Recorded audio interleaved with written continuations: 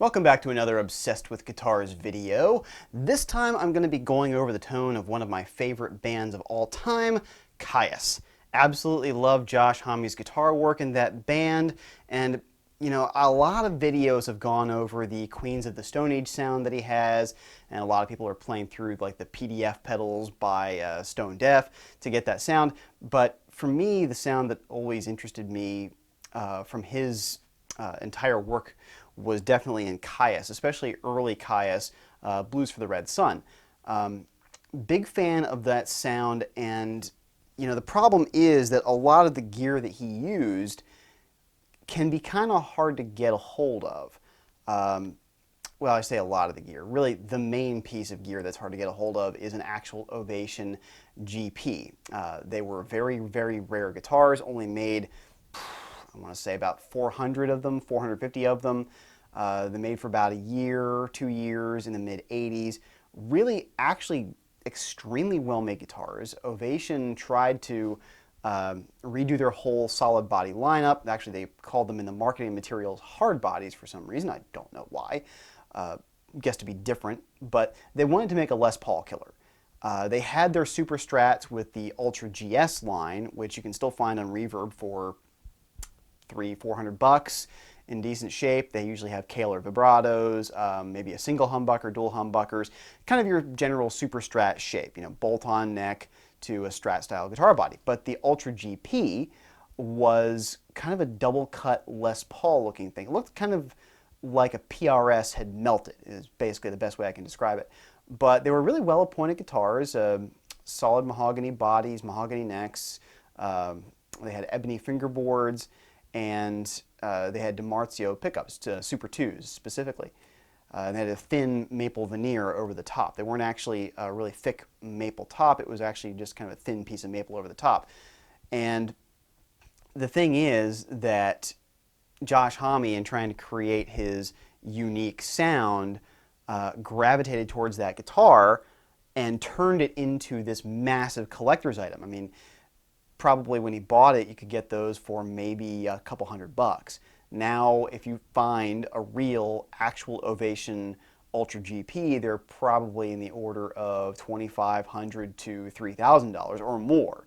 Of course, they don't come up for sale that often, so it's not really something you have to worry about.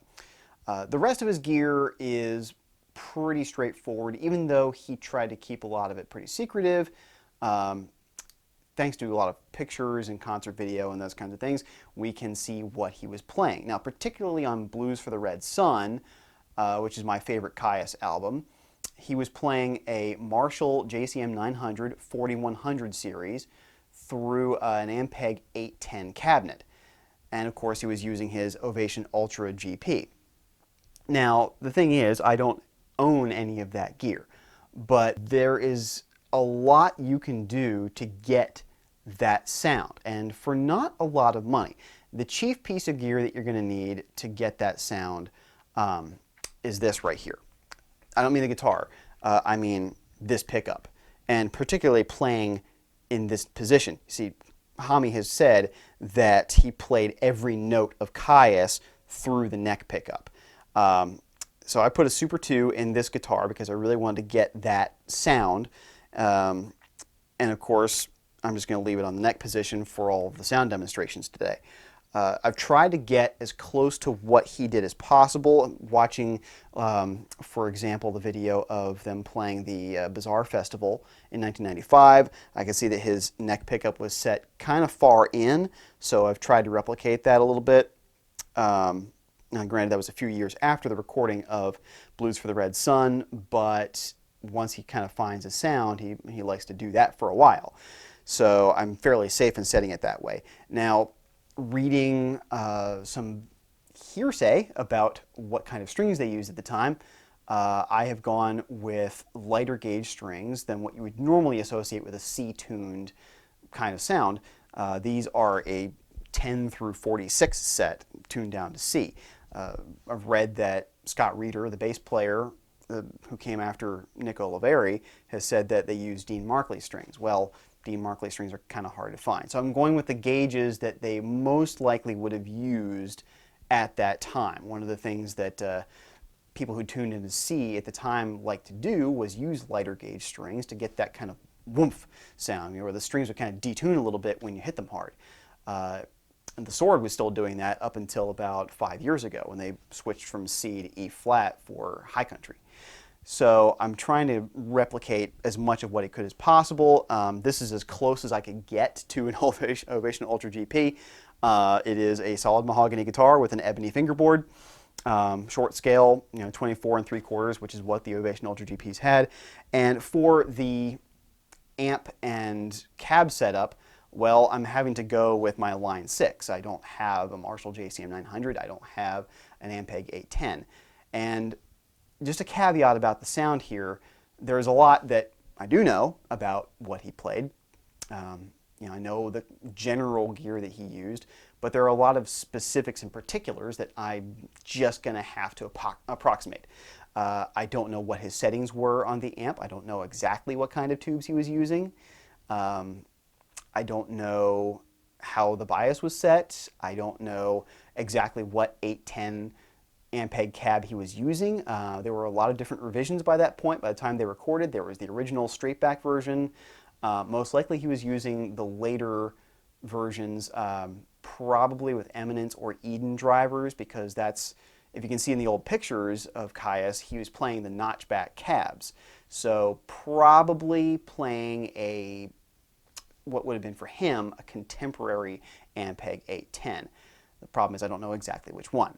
And of course, I don't know exactly where the mic was placed. Chris Goss has said that he used Sennheiser, Shure SM57s for the recording of that album. Where it was placed, what particular speaker was it placed on? Was it placed directly on the cone? Was it placed between the cone and the dust cap? Was it placed off axis, on axis? Was he mixing in any other microphones? A lot of little things that I don't know. So I'm using my Line 6 to approximate all of this. And now we're looking at the settings that I have here on my Line 6. So first off, I'm going to show you the cabinet that I'm on here. This is the Ampeg 810. I have an SM57 selected. I have it set 3 inches away.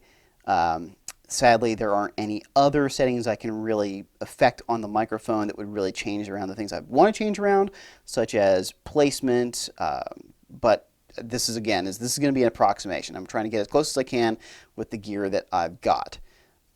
Now, the amp model that came in this user patch, it was a JCM 900 user patch, selects as the bass sound the 2204, or a JCM 800 basically. You can see where I have the drive. I have the drive set fairly low. I'm going more with the preamp volume, the channel volume set pretty darn high. And you can see I've scooped out the mids pretty well, which is what it sounds like to me, especially listening to Green Machine.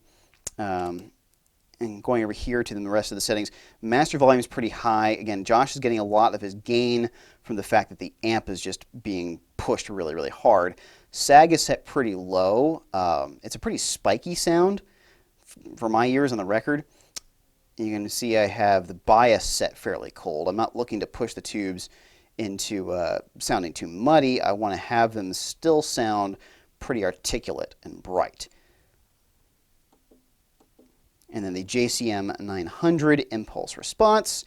And this is basically the stock settings that came with this particular impulse response. On the screen you can see that I have linked to the actual music video for Green Machine, so please feel free to go and compare against this sound to see just how close I've gotten. And to give you a cost analysis of what it would take to really get that early Kyuss sound with the right gear, again, I mentioned that the Ovation Ultra GP would be somewhere on the order of $2,500 to $3,500, possibly even more if someone doesn't want to part with theirs, and there aren't a whole lot of them around.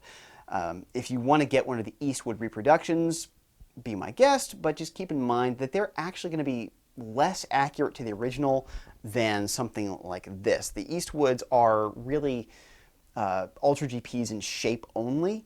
They don't have ebony fingerboards, they don't have the right pickups, and they definitely don't have as high quality fit and finish or materials. But then again, they are bargains at $900 brand new.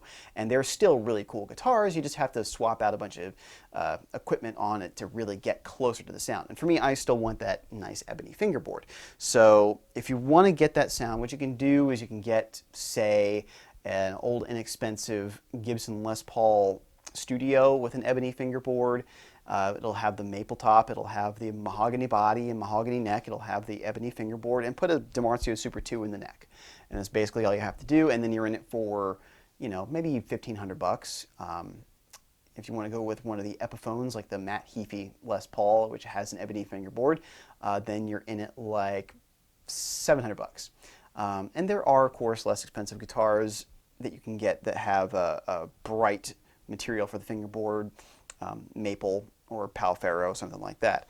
As for the amps, well, right now, JCM 900s on Reverb are asking about $700, $800, and well, if you're going to get an Ampeg 810, they are pretty pricey to ship. So I would just try Craigslist, and if you find somebody who really wants to move one, you could probably offer them about $400 or $500 and get one just fine. Otherwise, you're looking at about $1,000 if you're going to get a used one and get it shipped to your house. So all in, you can really nail that early sound for probably $2,000, $2,500, or you can go the route that I did, which is I spent about $600 on this guitar, about $50 on the pickup, and then another $750 on the Line 6 Helix. So I've come in significantly under that, but then I don't have a really cool big Ampeg 810 cab sitting behind me.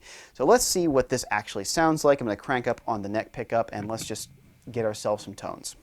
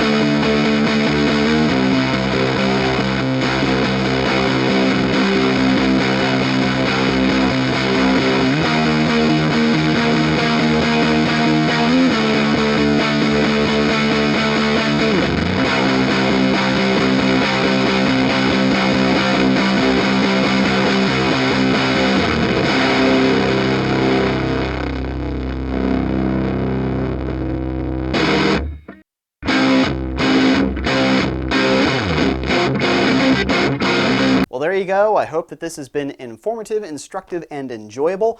If there's anything that I missed, you think I could have done a better job of sounding like Josh, Homme, and Kyuss, let me know in the comments. Let me know what else I could have done. You know, I'd really like to get as close as I possibly can. And if there's something that I'm missing, something I've gotten wrong, then I want to hear about it. If you have more information that I didn't have, please share. I'd love to know. If you know exactly what strings Josh used at the time, if you know exactly what the amp settings were, all that kind of stuff, just let me know in the comments section. And until next time, stay obsessed with guitars.